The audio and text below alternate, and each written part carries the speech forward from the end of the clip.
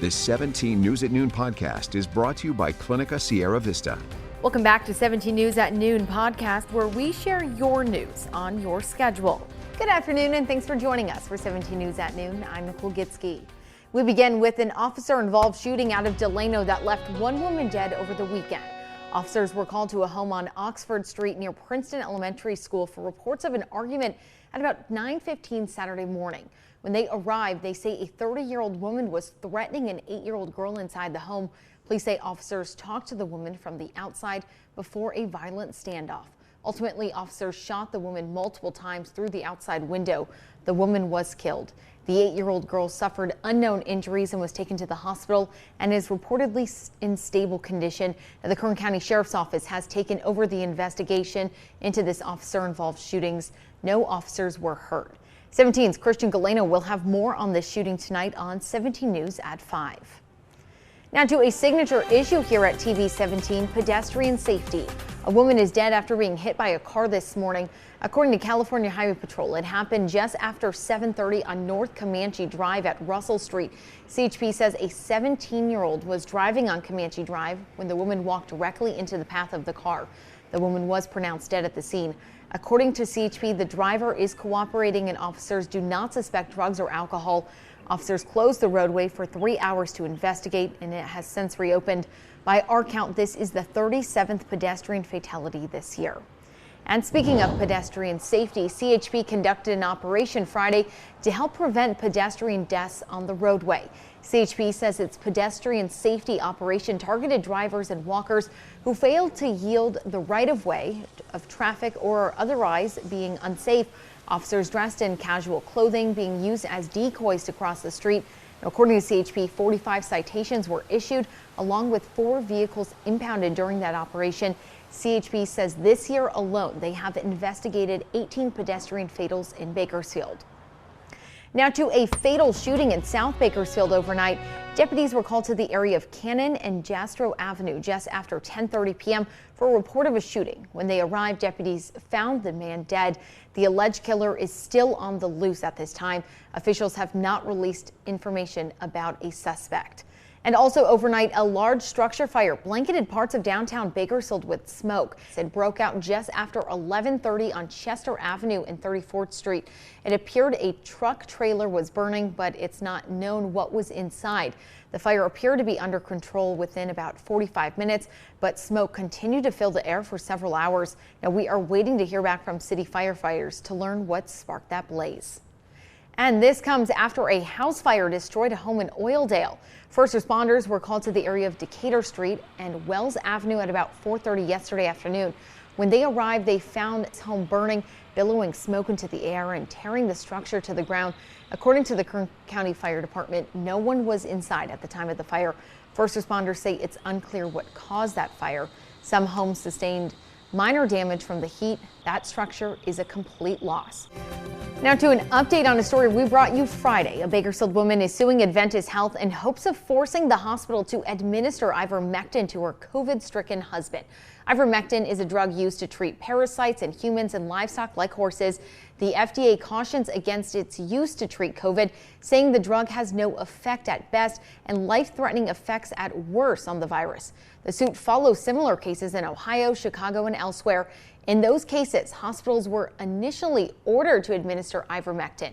One family dropped their suit when the loved one nearly died after administration of the drug, while a different judge reversed the Ohio decision.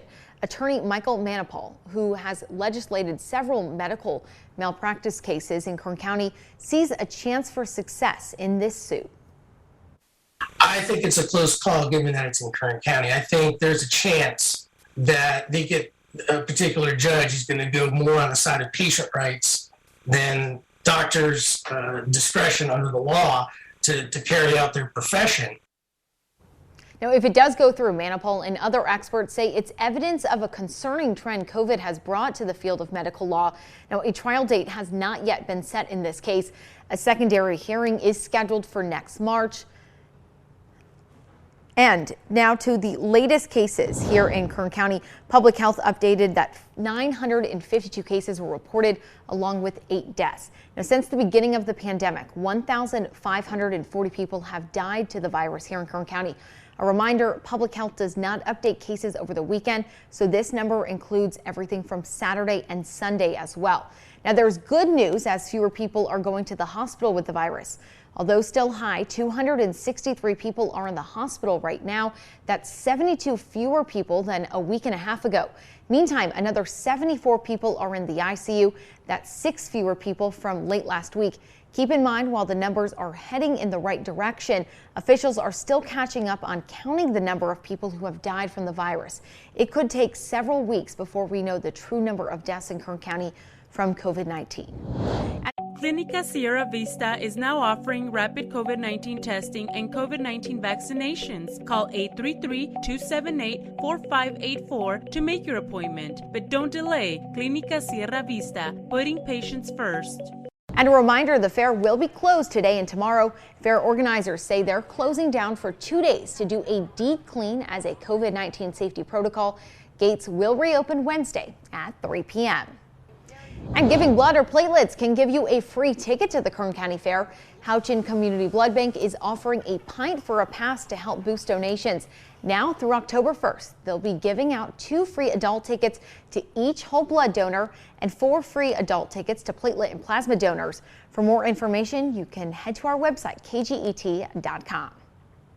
Now taking a look ahead, the annual Greek Food Festival returns this weekend and is ready to serve up some tasty treats. The festival will be serving gyros, barbecue plates, and flaky pastries. There will also be live music, dance performances, shopping, and more. It's happening at St. George Greek Orthodox Church on Truxton Avenue.